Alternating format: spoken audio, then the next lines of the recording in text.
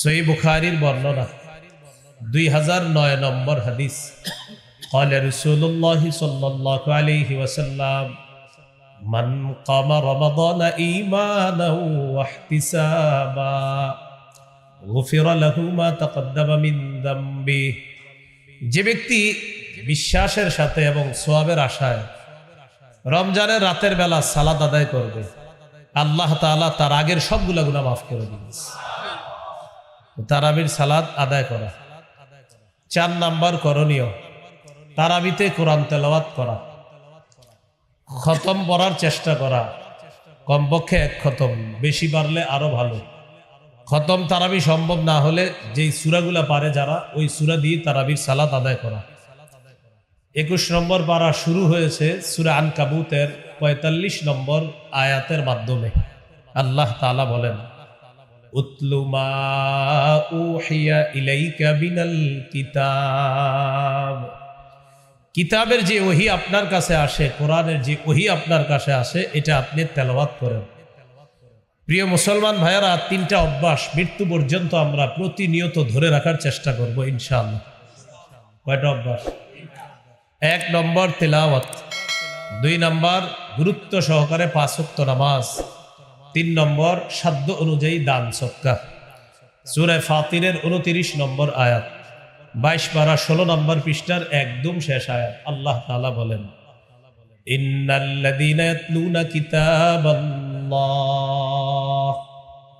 ওয়া আকামুস সালাতা ওয়া আনফাকু মিম্মা রাযাকনাহুম সিররাও ওয়া আলানিয়াতান ইয়ারজুনা তিজারাতান লান তাবুর।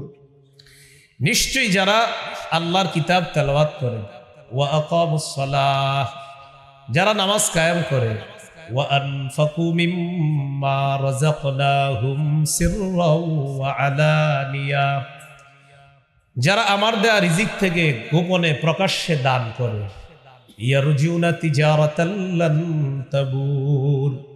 আল্লাহ তাআলা বলেন, তারা এমন ব্যবসার কামনা করে যে ব্যবসা কখনো ধ্বংস হবে না, লাভ আর লাভ।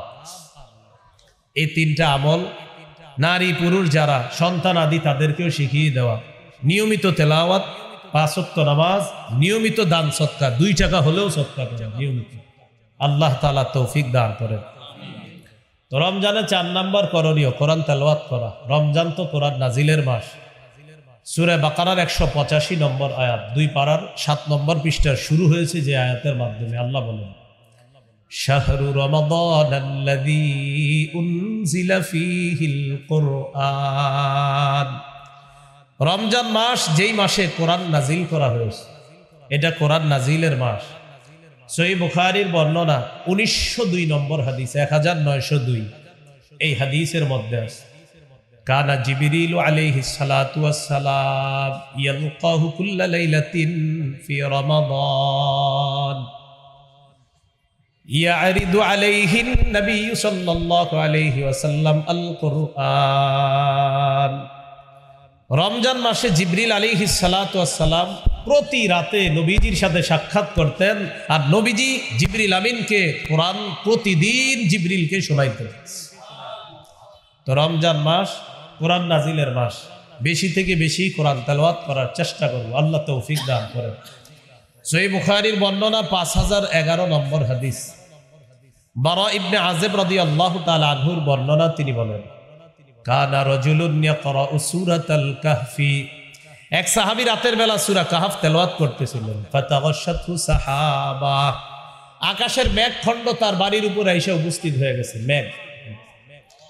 ওয়া ইলা জানিবিহি হিসানুন মারবুতুন বিশাতানাইন, তার পাশে একটা ঘোড়া বাঁধা রশি দিয়ে। তিনি কোরআন তেলাওয়াত করেন। ফাজাআলা ফারাসুহু ইয়ানফিরু, তার ঘোড়াটা লাফায়। তিনি তেলাওয়াত করে, ঘোড়া লাফায়। তেলাওয়াত বন্ধ করে দিলেন, মেঘখণ্ডটা শূন্যে বিলীন হয়ে গেল। সহিহ মুসলিমে আছে, আরজা ফিল জাওয়ি, মেঘখণ্ডটা শূন্যে বিলীন হয়ে গেছে। সাহাবী পরের দিন রাসূল সাল্লাল্লাহু আলাইহি সাল্লামের কাছে আসছে। আরজা এটা বুখারীতে না, আরজা ফিল জাওয়ি এটা মুসলিমে, আর বুখারীরটা হলো এটা। তো নবীজির সাহাবী নবীজির কাছে গেলেন, যাওয়ার পর গত রাতের ঘটনাটা শুনাইলেন, হুজুর এমন এমন ঘটনা। فقال رسول الله صلى الله عليه وسلم تلك السكينة تنزلت بالقرآن। কোরআন পড়লে সাকিনা নাজিল হয়, প্রশান্তি নাজিল হয়। গত রাতে প্রশান্তি নাজিল তো হয়েছে, আল্লাহ তোমাকে সরাসরি দেখার ব্যবস্থা করে দিয়েছে। এটা ছিল প্রশান্তি, সাকিনা। আর সহিহ মুসলিমে আসছে মেঘখণ্ডের ভিতরে ছিল আমসালুস সুরুজ, এই ছোট ছোট বাতির মতো ছিল এটার ভিতরে। নবীজি বললেন যে বাতিগুলা দেখলা, তিলকাল মালাইকাতু তাসতামিউ লাক, এরা ছিল আল্লাহর ফেরেশতা, তোমার কোরআন তেলাওয়াত শোনার জন্য তারা দুনিয়াতে চলে এসেছে তোমার তেলাওয়াত শোনার জন্য। তাহলে 4 নাম্বার কোরআন তেলাওয়াত করা, 3 নাম্বার তারাবির সালাত পড়া, 4 তারাবির সালাতে কোরআন পড়া, আর সালাতের বাহিরেও বেশি থেকে বেশি কোরআন পড়ার চেষ্টা করা। আল্লাহ তৌফিক দান করেন। তিরমিজির হাদিস 2909 নম্বর হাদিস, 2909। قال رسول الله صلى الله عليه وسلم خيركم من تعلم القرآن وعلمه। রাসূলুল্লাহ সাল্লাল্লাহু আলাইহি সাল্লাম বলেন, তোমাদের মধ্যে সর্বোত্তম ওই ব্যক্তি যে কোরআন শিখে অন্যকে শিখায়, যে কোরআন শিখে অন্যকে শিখায়। তিরমিজির হাদিস 2910 নম্বর হাদিস, 2910। قال رسول الله صلى الله عليه وسلم من قرأ حرفا من كتاب الله فله به حسنة والحسنة بعشر أمثالها। কেউ যদি কোরআনের একটি অক্ষর তেলাওয়াত করে আল্লাহ তার আমলনামায় 10টি নেকি লিখে দিবেন। দেখেন, আমরা এই হাদিসটি শোনার পর আজকে পর্যন্ত না হইলেও 100, 200, 300, 500 মাহফিলে সুবহানাল্লাহ পড়ছি যে কোরআনের এক অক্ষর বললে কয় নাকি। আজকের আগে শুনেছেন না এই কথা, কিন্তু পড়ছেন কয়জন কোরআন? এই যে কোরআন এক অক্ষর বললে 10 নাকি, সবাই সুবহানাল্লাহ পড়ি, কিন্তু পড়া ধরছেন কয়জন? মাশাআল্লাহ। আচ্ছা, যাই হোক, তাহলে আমরা ফজিলত শুনি, কিন্তু যেই কথাটা হুজুর বললেন যেটা করলে এই দুটা করি না। হুজুর ওয়াজ করলেন যে ফজরের নামাজ যে ব্যক্তি জামাতে পড়বে, মান সাল্লাল গাদাতা ফি জামাআ, যে ব্যক্তি ফজর জামাতে পড়বে, ফাকান্নামা সাল্লাল লাইলা কুল্লা, সে যেন সারা রাত নামাজ পড়বে। এখন আপনি সুবহানাল্লাহ বললেন কিন্তু ফজর বললেন না, তাহলে আমরা কি শিখলাম? আমরা সুবহানাল্লাহ পড়ি, এটা অবশ্যই সওয়াব, কিন্তু যেই কাজটা করার কথা বলা হয় এটা আমরা ধরি না। কোরআন এক অক্ষর বললে 10 নেকি, মানে কি? মানে আমি পড়বো, পড়তে হবে। আল্লাহ আমাদের সকলকে কোরআন চর্চা আমরা যেন প্রতিনিয়ত করতে পারি, আল্লাহ তৌফিক দান করেন। এই হলো 4 নাম্বার করণীয়। 5 নাম্বার করণীয়, যেহেতু সাহরির সময় আল্লাহ আমাদেরকে উঠার তৌফিক দান করবে ইনশাআল্লাহ, সাহরির সময় উঠে আমরা 8 রাকাত তাহাজ্জুদ পড়ব। কয় রাকাত? 8 রাকাত তাহাজ্জুদ। রাসূলুল্লাহ সাল্লাল্লাহু আলাইহি সাল্লামের 12 মাসের আমল, নবীজি নিয়মিত 8 রাকাত তাহাজ্জুদ পড়তেন। তো যেহেতু আল্লাহ তাআলা রমজানে আমাদেরকে উঠিয়ে দিবেন, এই জন্য আমরা 8 রাকাত তাহাজ্জুদ পড়ব। তাহলে প্রথম রাতে সাহাবায়ে কেরামের ঐক্যমত ইজমা 20 রাকাত তারাবি পড়ব। তারাবি হলো শুধু রমজানের নামাজ, আর নবীজির 12 মাসের নামাজ হলো তাহাজ্জুদ 8 রাকাত। এটা যেহেতু সাহরির সময়, আজকে চাইলে আপনি আজকেও করেন, কিন্তু রমজানে যেহেতু আমরা উঠেই যাই, এই জন্য রমজানে সাহরির সময় উঠে আমরা 8 রাকাত তাহাজ্জুদ পড়ব। আল্লাহ তৌফিক দান করেন। তিরমিজির হাদিস 2616 নম্বর হাদিস, লম্বা হাদিসের অংশ বিশেষ। মুআয ইবনে জাবাল রাদিয়াল্লাহু তাআলা আনহুকে রাসূলুল্লাহ সাল্লাল্লাহু আলাইহি সাল্লাম বললেন, আলা আদুল্লুকা আলা আবওয়াবিল খাইর। মুআয, আমি কি তোমাকে কল্যাণের দরজা সমূহের কথা বলবো না? তো রাসূলুল্লাহ সাল্লাল্লাহু আলাইহি সাল্লাম বললেন, কল্যাণের অনেক দরজা, এর মধ্যে অন্যতম কল্যাণের দরজা হলো 3টি। কয়টি? 1 নাম্বার আস-সাওমু জুন্নাহ, সিয়াম হলো কল্যাণের 1 নাম্বার দরজা। 2 নাম্বার আস-সাদাকা, সদকা।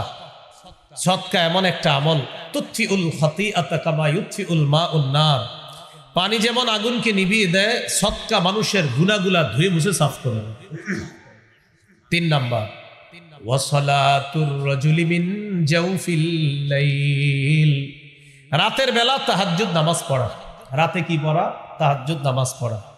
তাহলে 3 নাম্বার তারাবি পড়া, 4 নাম্বার তেলাওয়াত করা, 5 নাম্বার তাহাজ্জুদ পড়া। তারাবি সাহাবায়ে কেরামের ঐক্যমতে 20 রাকাত তারাবি শুধু রমজানের আমল, আর 8 রাকাত তাহাজ্জুদ 12 মাসের আমল, চেষ্টা করব 12 মাস পড়ার জন্য। কিন্তু 12 মাস যেহেতু কর্মব্যস্ততার কারণে আমরা উঠতে পারি না, শরীর ক্লান্ত থাকে, তাই ফজরের সময় উঠি। রমজানে যেহেতু আমরা উঠবো সাহারি খাওয়ার জন্য, ইনশাআল্লাহ রমজানে সাহারির সময় 8 রাকাত তাহাজ্জুদ পড়ার চেষ্টা করব। আল্লাহ তৌফিক দান করুন। 6 নাম্বার, সাহারি খাবো। অনেকে পালোয়ানগিরি দেখায়, না আমি না খায়া রোজা রাখবো। আপনার কে বলছে না খায়া রোজা রাখবো? সাহারি খাবেন। সাহারি খাওয়া নবীজির সুন্নত, সাহাবায়ে কেরামের সুন্নত।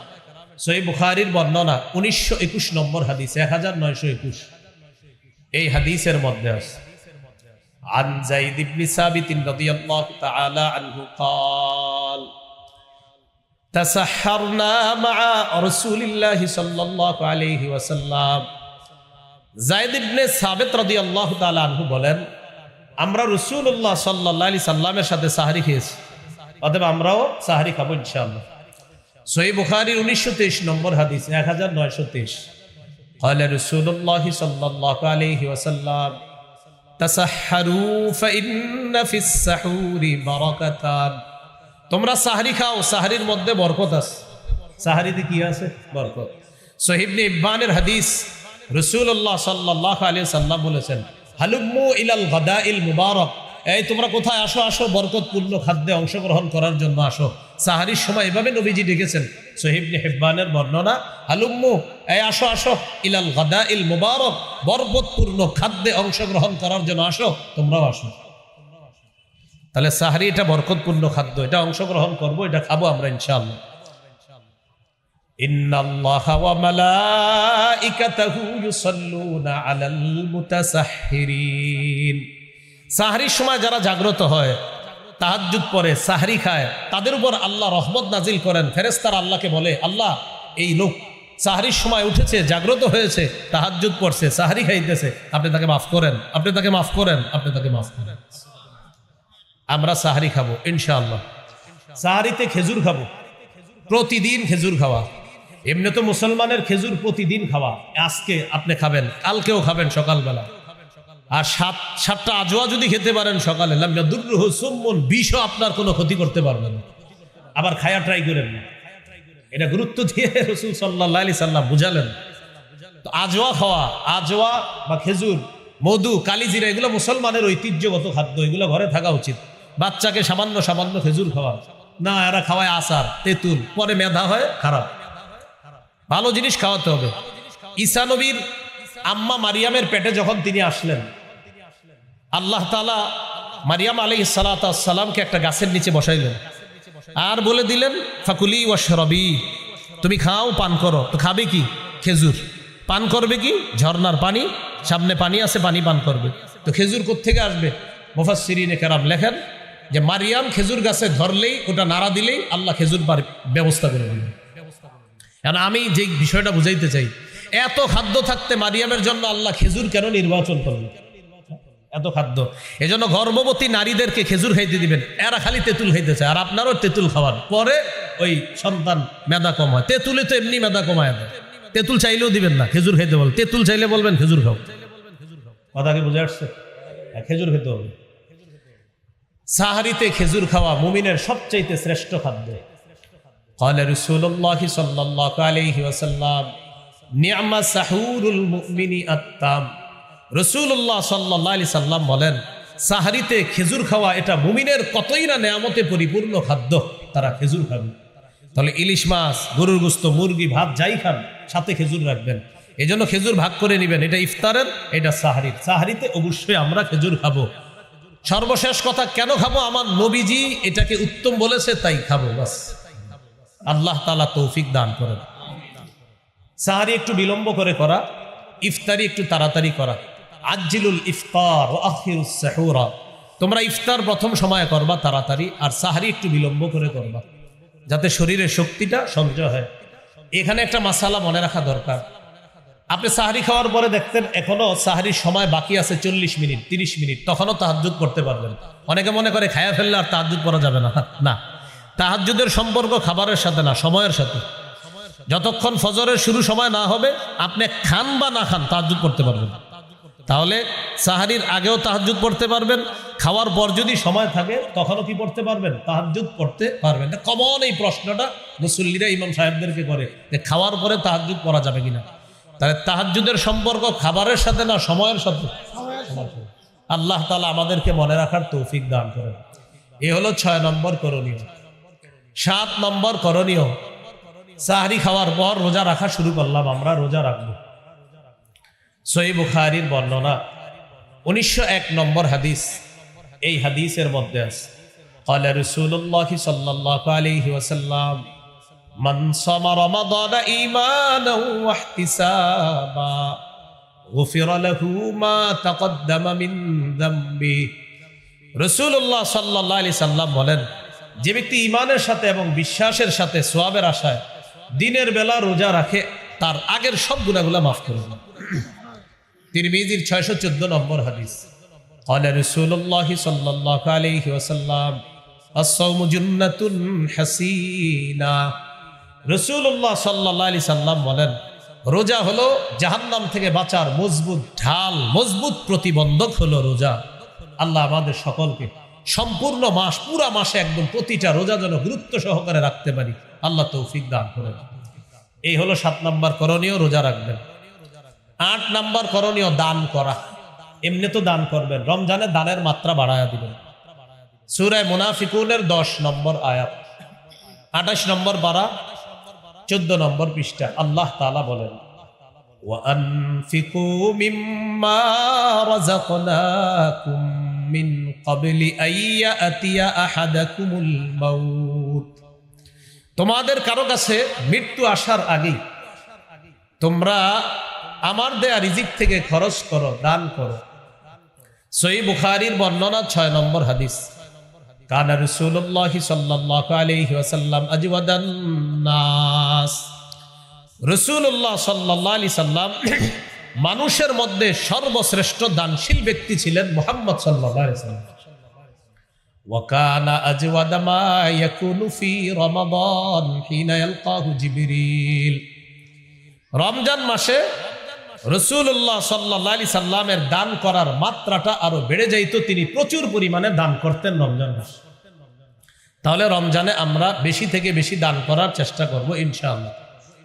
9 নম্বর করণীয়, রমজান মাসে বেশি বেশি নফল ইবাদত করা। আবু দাউদের হাদিস, এই হাদিসের মধ্যে আসছে 864 নম্বর হাদিস আবু দাউদের। এই হাদিসের মধ্যে আসছে قال رسول الله صلى الله عليه وسلم إن أول ما يحاسب الناس به يوم القيامة من أعمالهم الصلاة। রাসূলুল্লাহ সাল্লাল্লাহু আলাইহি সাল্লাম বলেন, কিয়ামতের ময়দানে মানুষের আমলের মধ্যে সর্বপ্রথম হিসাব হবে নামাজের।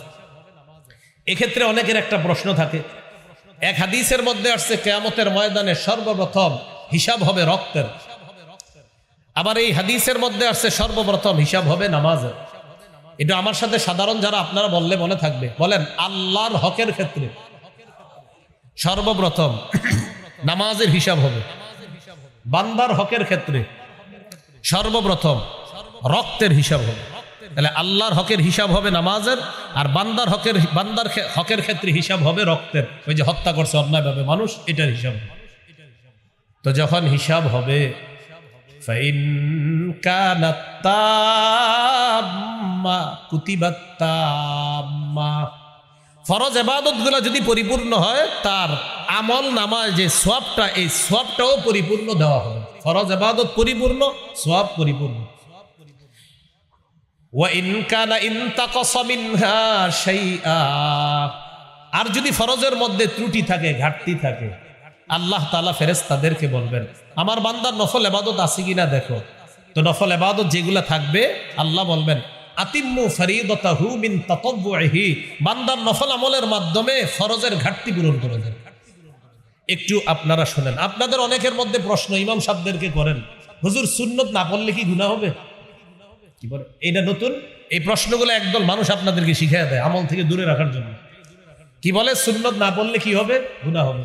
আমাকে যদি জিজ্ঞাসা করেন, ইনশাল্লাহ 30 সেকেন্ডের বেশি তো আপনি কথা বলতে পারবেন না, এটা আমি শিওর।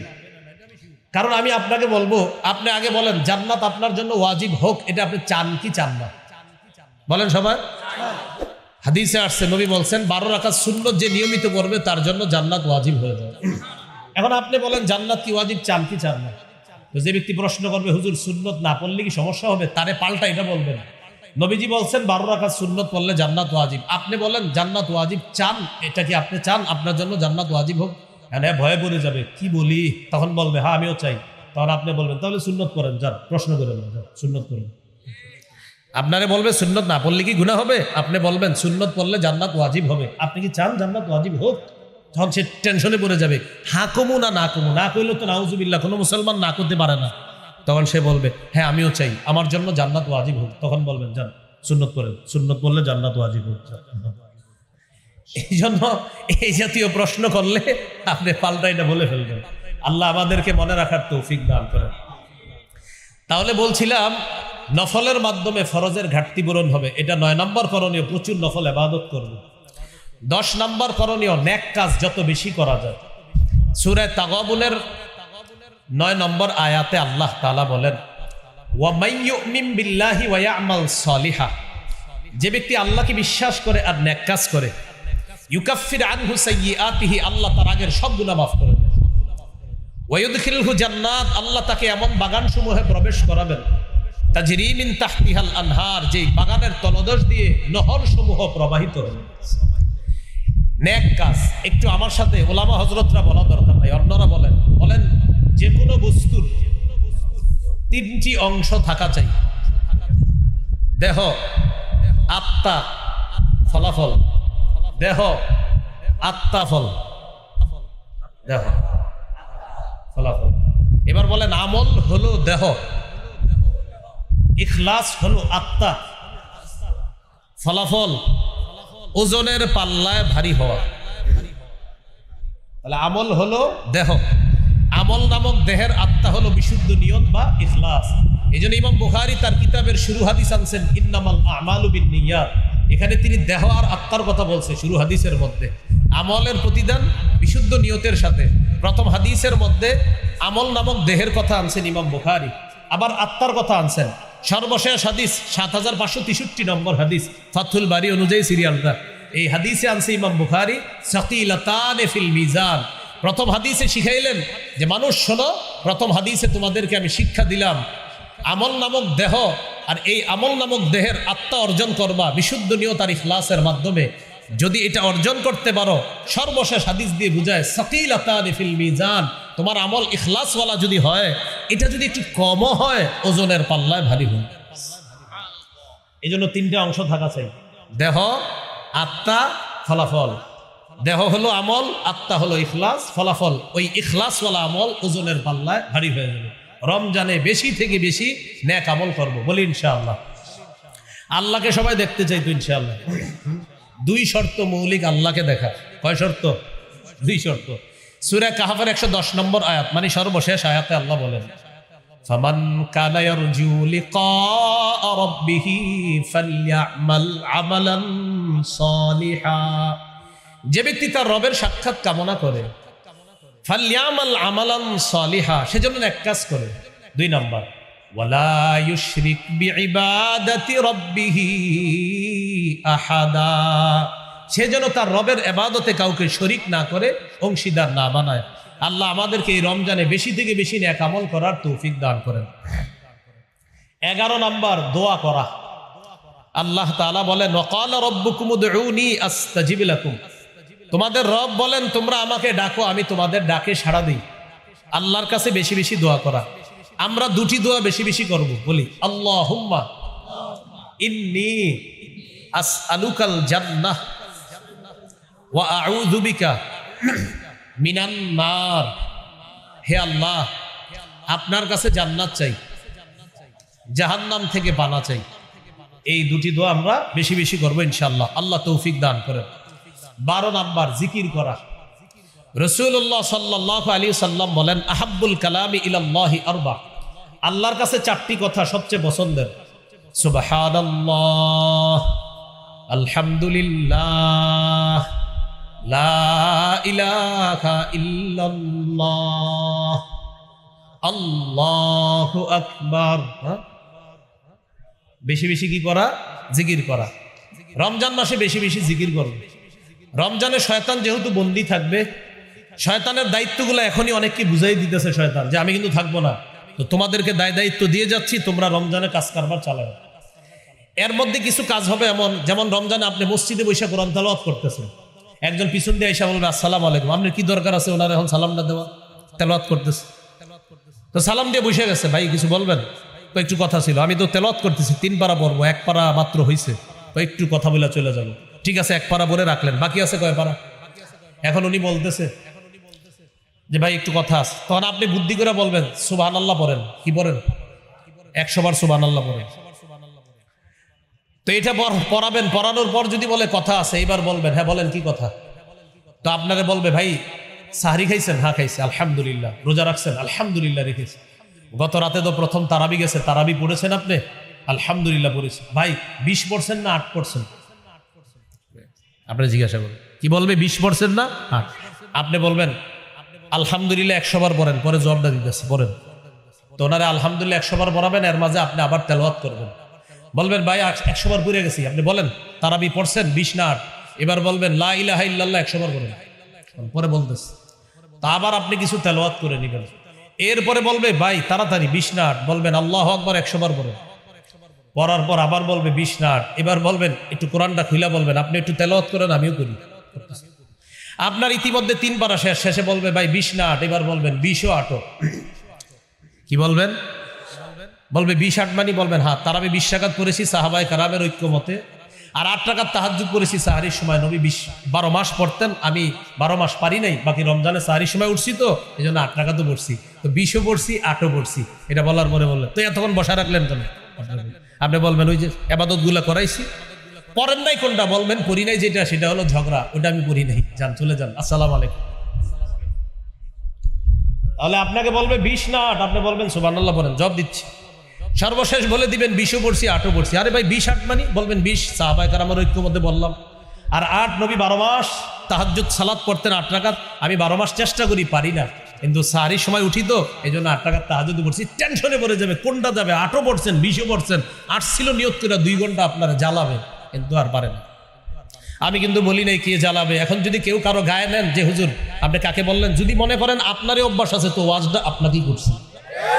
এখানে যদি কেউ থাকেন, সত্যি বলছি, এখানে এরকম কেউ থাকলে আপনাকেই ওয়াজটা করছি। আর যদি বলেন না এই অভ্যাস আমার মধ্যে নাই, তো আপনাকে তো ওয়াজ করা আমি আপনাকে করিও নাই।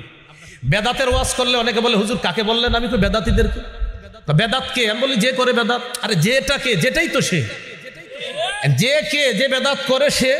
আপনি করেন কিনা সেটা বলেন। যদি বলে না কি বলেন, তো আপনারে বলি নেই, আপনি সেজদা দেন কবরে? না, বাৎসরিক একটু আর কি হালকা মাথা যোগায়, তো ওয়াজ আপনারই করছে। এই জন্য অপরাধ আমাদের দেশের একটা নিয়ম, আপনি ওয়াজ করবেন, অপরাধ প্রত্যেকে নিজের গায়ে নেয়, তো যারা নেয় বলবেন তো মাশাআল্লাহ ওয়াজটা আপনারই করছে হুজুর আজকে, আল্লাহ ছেড়ে দেন, এই অপরাধ ছেড়ে দেন। আল্লাহ আমাদেরকে বোঝার তৌফিক দান করেন। তাহলে 20ও পড়ছি 8ও পড়ছি। 20 পড়ছি সাহাবায়ে কেরামের ঐক্যমতে তারাবি, 8 পড়েছি 12 মাসের আমল তাহাজ্জুদ, 12 মাস চেষ্টা করি, পারি না, রমজানে আল্লাহ তৌফিক দিছে তাই পড়লাম। যেটা পড়ি নাই সেটা হলো ঝগড়া টগড়া, এটা পারি না, আসসালামু আলাইকুম, চলে যান। এই হলো 12 নাম্বার জিকির করা। 13 নাম্বার ইফতার করা, সারাদিন রোজা রাখার পর ইফতার করবেন। 14 নাম্বার ইফতার করানো। 13 হলো ইফতার করা, 14 ইফতার করানো। ঢাকা শহরে মানুষ চিন্তা করে আমার প্রতিবেশী ধনী, ওনারে কি ইফতার পাঠাবো? না, ধনী প্রতিবেশীকে ইফতার পাঠাবেন, রোজাদারকে ইফতারের সওয়াব এটা কামাই করার জন্য ধনী প্রতিবেশীর বাসায়ও ইফতার পাঠাবেন। 15 নাম্বার ইফতারের সময় দোয়া করা। তিরমিজির হাদিস 3598 নম্বর হাদিস, রাসূলুল্লাহ সাল্লাল্লাহু আলাইহি সাল্লাম বলেন সালাসাতুন লা তুরাদ্দু দাওয়াতুহুম, 3 ব্যক্তির দোয়া ফিরিয়ে দেওয়া হয় না। আস-সাইমু হাত্তা ইফতিরা, রোজাদার যখন ইফতার সামনে নিয়ে দোয়া করে ইফতারের সময় তার দোয়া ফিরিয়ে দেওয়া হয় না। 2 নাম্বার ওয়াল ইমামুল আদিল, ন্যায়পরায়ণ পুরুষ শাসক। কি শাসক? কয়েকবার বলেন, ন্যায়পরায়ণ কি শাসক? ন্যায়পরায়ণ পুরুষ শাসকের দোয়া ফিরিয়ে দেওয়া হয় না। আল্লাহ যেন কিয়ামতের আগে আমাদের দেশে আর কোনো নারী শাসক না আনে। কেন না আনে? সবাই বলেন কেন, জোরে বলেন, আরো জোরে বলেন। ক্বালা রাসূলুল্লাহ সাল্লাল্লাহু আলাইহি ওয়াসাল্লাম, লা ইউফলিহা কওমুন ওয়াল্লাউ আমরাহুম ইমরাআতান। বুখারীর বর্ণনা, রাসূলুল্লাহ সাল্লাল্লাহু আলাইহি সাল্লাম বলেন, ওই জাতি কিছুতেই সফল হবে না যে জাতি তাদের নেতৃত্বে কোনো নারীকে বসায়। এই জন্য কিয়ামতের আগে যেন আর কোনো নারী নেত্রী না আসে। আল্লাহ যেন আমাদের দেশে একজন ন্যায়পরায়ণ পুরুষ শাসক বসায় দেয়। 3 নাম্বার, দাওয়াতুল মাজলুম, মাজলুমের দোয়া ফিরিয়ে দেওয়া হয় না। তো এই 3টি দোয়া ফিরিয়ে দেওয়া হয় না, এর মধ্যে একটা হলো রোজাদারের দোয়া। 16 নাম্বার করণীয় ইতিকাফ করা শেষ দশকে। 17 নাম্বার লাইলাতুল কদর তালাশ করা। দেখেন, যারা চান যে আমি লাইলাতুল কদর সহজে পেতে চাই, তা আপনার জন্য সহজ কথা হলো ইতিকাফ করা। তাহলে 16 নাম্বার ইতিকাফ। সহিহ বুখারীর বর্ণনা, 2033 নম্বর হাদিস, উম্মুল মুমিনিন আয়েশা সিদ্দিকা রাদিয়াল্লাহু তাআলা আনহার বর্ণনা। তিনি বলেন, কানা রাসূলুল্লাহ সাল্লাল্লাহু আলাইহি ওয়াসাল্লাম ইয়াতাকিফু ফিল আশরিল আওয়াখির মিন রমাদান। রাসূলুল্লাহ সাল্লাল্লাহু আলাইহি সাল্লাম রমজানের শেষ দশকে ইতিকাফ করতেন। নবীজি সাল্লাল্লাহু আলাইহি সাল্লাম রমজানের শেষ দশকে ইতিকাফ করতেন। ইতিকাফ করা অবস্থায় আমরা লাইলাতুল কদর অবশ্যই পেয়ে যাব ইনশাআল্লাহ। এই জন্য লাইলাতুল কদর 17 নাম্বার, এটা তালাশ করা। 21, 25, 27, 29, 21, 23, 25, 27, 29 বেজর রাত্রিগুলোতে লাইলাতুল কদর তালাশ করব। বুখারীতে আব্দুল্লাহ ইবনে আব্বাস রাদিয়াল্লাহু তাআলা আনহুমার একটা বর্ণনা আছে। তিনি বলেন 24তম রজনীতেও লাইলাতুল কদর তালাশ করে। বুখারীতে আছে 24তম। তো এই জন্য যেহেতু নবীর একজন সাহাবীর বক্তব্য আছে, সমস্যা কি এক রাতে বেশি তালাশ করব, সমস্যা তো নাই, ইবাদত করলে তো সমস্যা নাই। তো 21, 23, 24, 25, 27, 29 সূরাতুল কদরের 3 নম্বর আয়াত, লাইলাতুল কদরি খায়রুম মিন আলফি শাহর। লাইলাতুল কদর 1000 মাসের চাইতে উত্তম। আর এই ব্যাপারে বুখারীর বর্ণনা, এই যে মাশাআল্লাহ আমাদের হাফেজে বুখারী, আল্লাহ তাকে কবুল করেন, তিনি একটি হাদিস পড়ছেন, সর্বশেষ যে হাদিসটা তিনি আজকে তেলাওয়াত করলেন, মাইয়াকুম লাইলাতুল কদরি ঈমানাও ওয়া ইহতিসাবা। যে ব্যক্তি লাইলাতুল কদরে জাগ্রত হবে ঈমানের সাথে এবং সওয়াবের আশায়, গফিরা লাহু মা তাকদ্দামা মিন যামবি, তার আগের সবগুলা গুনাহ মাফ করে দেওয়া হবে। তাহলে 17 নাম্বার লাইলাতুল কদর তালাশ করা। 18 নাম্বার সাদকাতুল ফিতির আদায় করা। এটা উলামায়ে কেরামের সাথে পরামর্শ করে আপনারা আদায় করে নেওয়ার চেষ্টা করবেন, আল্লাহ তৌফিক দান করেন। এই হলো আজকের আলোচনার প্রথম পাঠ। দ্বিতীয় পাঠ একটু সংক্ষেপে বলছি, আমি আজান দিয়ে দিব ইনশাআল্লাহ। দ্বিতীয় পাঠটা বেশি গুরুত্বপূর্ণ। রমজানে বর্জনীয় 1 নাম্বার বর্জনীয় বিবাদ বর্জন করা আর অশ্লীলতা বর্জন করা। বিবাদ আর অশ্লীলতা বর্জন করা। সহিহ বুখারীর বর্ণনা, 1904 নম্বর হাদিস, 1904। এই হাদিসের মধ্যে আছে রাসূলুল্লাহ সাল্লাল্লাহু আলাইহি সাল্লাম বলেন, ইযা কানা ইয়াউমু সাওমি আহাদিকুম ফালা ইয়ারফুস ওয়ালা ইয়াসখাব ওয়া ফি রিওয়ায়া ওয়ালা ইয়াজহাল। তোমাদের কেউ যখন রোজা রাখবা, রোজা রাখা অবস্থায় কেউ গালি দিবা না, উল্টাপাল্টা কথা বলবা না, মুখে কোনো অশ্লীল বাক্য আনবা না, অশ্লীল কর্ম করবা না। ফাইন সাবাহু আহাদুন আও কাতালা, কেউ যদি রোজাদারের সাথে ঝগড়া করে, লড়াই করে, অথবা বাদানুবাদে লিপ্ত হয়, ঝগড়ায় লিপ্ত হয়, ফাল্যাকুল, রোজাদার তখন বলবে, ইন্নী সাইম, আমি রোজাদার।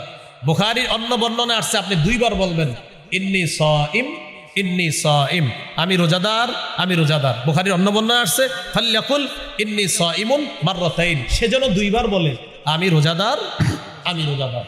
তাহলে বলি, এই রমজানে যদি আমাদের সাথে কেউ ঝগড়া করতে আসে, আমরা 2 বার বলে দিব কি, আমি রোজাদার, আমি রোজাদার, আপনি অন্যদিকে যান। আল্লাহ আমাদেরকে ঝগড়া থেকে হেফাজত করেন। 2 নাম্বার অনর্থক কথাবার্তা বর্জন করা। অনর্থক কথাবার্তা মানে দরকার নাই, শুধু শুধু অনর্থক কথাবার্তা বর্জন করা। সহিহ বুখারীর বর্ণনা, 2477 নম্বর হাদিস, রাসূলুল্লাহ সাল্লাল্লাহু আলাইহি সাল্লাম বলেন, ইন্নাল্লাহা কারিহা লাকুম সালাসা, আল্লাহ তোমাদের জন্য 3টি বিষয় অপছন্দ করেছে। প্রিয় মুসলমান ভাইয়ারা, আল্লাহ আমাদের জন্য কয়টি বিষয় অপছন্দ করেছেন? তিলা ওয়াকাল, 1 নাম্বার অনর্থক কথাবার্তা আল্লাহ অপছন্দ করেছেন। 2 নাম্বার ওয়া ইদাআতাল মাল, সম্পদ নষ্ট করা আল্লাহ অপছন্দ করেছেন। 3 নাম্বার ওয়াকাসরাতাস সুআল, অনর্থক বেশি প্রশ্ন করা আল্লাহ অপছন্দ করেছেন। অনর্থক প্রশ্ন আল্লাহ অপছন্দ করেছেন। এই 3টা বিষয়। এই হলো 2 নাম্বার অনর্থক কথাবার্তা বর্জন করা। 3 নাম্বার বর্জনীয় মিথ্যা কথা বর্জন করা। একটু বাংলা বলি আমার সাথে, বলেন, মিথ্যা হলো সমস্ত পাপের আম্মা। মা, সমস্ত পাপের মা কি? মিথ্যা। সমস্ত পাপের মা হলো মিথ্যা কথা বলা। রাসূলুল্লাহ সাল্লাল্লাহু আলাইহি সাল্লাম বলেন, বুখারীর বর্ণনা, 1903 নম্বর হাদিস, মান লাম ইয়াদা কাওলা যুর আল আমালা বিহি ফালাইসা লিল্লাহি হাজাতুন ফি আইয়াদা তাআমাহু ওয়া শারাবাহু। যে ব্যক্তি রোজা রাখলো কিন্তু মিথ্যা বর্জন করতে পারল না, সে খানা না খাইলো আর পানি পান না করলো, এগুলোতে আল্লাহর কাছে কোনো গুরুত্ব নাই। সে যে মিথ্যা বর্জন করতে পারলো না আর খানাও খাইলো না, একদিক দিয়ে সে খানা পিনা থেকে জিহ্বাকে হেফাজত করলো, আরেক দিক দিয়ে সে জিহ্বার মাধ্যমে মিথ্যা কথা বললো। নবীজি বলেন তার এই না খাওয়া আর না পান করার মধ্যে আল্লাহর কাছে কোনো গুরুত্ব নেই। তাহলে আমরা মিথ্যা বলবো না। আমাদের দেশে রমজান যত কাছায়, আমাদের দেশের কিছু অসাধু মানুষ তত বেশি মিথ্যাবাদী হয়। রমজান যত কাছাই যে দেখবেন শুরু হবে, তরমুজ, খেজুর, এই সিন্ডিকেট ভয়ঙ্কর এক বলয়ের মধ্যে পড়ে যায়। তো রমজান মাসে মাশাল্লাহ সবাই কেনাকাটা করে। জুতার দোকানে গেছেন জুতা কিনতে, ভাই কত? 1300, 1250 দেই। আপনি আমার পরিচিত মানুষ, এই জন্য বলছি 1300, অন্যদের কাছে আরো বেশি। ভাই দেন না, আল্লাহর কসম ভাই, কিনা আছে 1230 করে। আচ্ছা 1250 দেন, 20 টাকা লাভ। সদরঘাট গিয়া খোঁজ নিয়ে দেখা যায় 400 টাকা করে কিনা। তা আমি বলছি না যে 400 করেই কিনা, যদি 1230 হয় সত্যি সত্যি তত সত্য। আপনি যদি 1230 দিয়ে না কিনে কম দিয়ে কিনে 1230 বললেন, সত্য হলো না মিথ্যা হলো? মিথ্যা কথা বলা যাবে না। আল্লাহ আমাদেরকে হেফাজত করেন। 4 নাম্বার, গীবত বর্জন করা। গীবত, এটার ব্যাপারে একটা বাংলা যদি পারি আমরা লিখে রাখবো, ঘরে পকেটেও রাখবো। বলি গীবত হলো আমল ধ্বংসের নীরব ঘাতক। আমল ধ্বংসের নীরব ঘাতকের নাম কি? গীবত। হ্যাঁ বলেন, ঘি ভাত দিয়ে মজলিস শুরু হয়, গীবত দিয়ে শেষ হয়। আমাদের পার্সোনাল মজলিস গুলা, পার্সোনাল যে মজলিস, এ মনে করেন 5-6 জনের, ঘি ভাত দিয়ে শুরু হয়। মানে ঘি ভাত ভালো জিনিস, এটা দিয়ে শুরু হয়। একটু পরে বলে ভাই ঘিটা প্রত্যেকে আনছেন কমজাত, ওমকে এত খারাপ মানুষ, শুরু হয়ে গেল ঘি ভাত। মানে ঘি কিনছেন কার থেকে? অমুক। ও সে তো সুবিধার লোক না। তাহলে ঘি ভাত দিয়ে শুরু হলো, শেষ হলো ঘি বত দিয়ে। মানে ঘি ঘ, আর একটা হলো ঘি গ, একটা ভাত আর একটা বত। তো ঘি ভাত ভালো জিনিস, এটা যাতে যেতে হয়ে যায় গীবতের মধ্যে। তো জিব্বার মধ্যে আপনার গীবত দেখবেন, ঘি ভাত এটাও মজার জিনিস, গীবতও মজা। মজার ব্যাপার দোনোটার জন্য জিব্বা মজা, খুব মজা। গীবতে কিন্তু অনেক মজা, আবার ঘি ভাত এটাও মজা। তো সবই মজা, এই জন্য এক মজা ভালো আর এক মজা খারাপ। তো গীবত এটা আমল ধ্বংসের নীরব ঘাতক। আল্লাহ আমাদেরকে হেফাজত করেন। এবার একটা গুরুত্বপূর্ণ বিষয়, ঝগড়া করি কি দিয়ে? আচ্ছা, অনর্থক কথা বলি কি দিয়ে? মিথ্যা বলি কি দিয়ে? গীবত করি কি দিয়ে? তাহলে কি বোঝা গেল? ঝগড়াও জিব্বা দিয়ে, গীবতও জিব্বা দিয়ে, মিথ্যাও জিব্বা দিয়ে, অনর্থক কথাও জিব্বা দিয়ে। তাই আজকে থেকে জিব্বাকে অনর্থক কথা থেকে বাঁচাতে হবে, ঝগড়া থেকে বাঁচাতে হবে। তিরমিজি 2616 নম্বর হাদিস, রাসূলুল্লাহ সাল্লাল্লাহু আলাইহি সাল্লাম বলেন, হাল ইয়াকুব্বুন নাস ফিন নারি আলা ওয়ুজুহিহিম আও আলা মানাখিরিহিম ইল্লা হাসাইদু আলসিনাতিহিম। বেশিরভাগ মানুষের মাথাটা নিচে, পাগুলা উপরের দিকে দিয়ে জাহান্নামে নিক্ষেপ করা হবে শুধু জিহ্বার অপরাধের কারণে, শুধু জিহ্বার অপরাধের কারণে। ভাই আমরা জিহ্বার অপরাধ থেকে নিজেদেরকে বাঁচানোর চেষ্টা করবো, আল্লাহ তৌফিক দান করেন।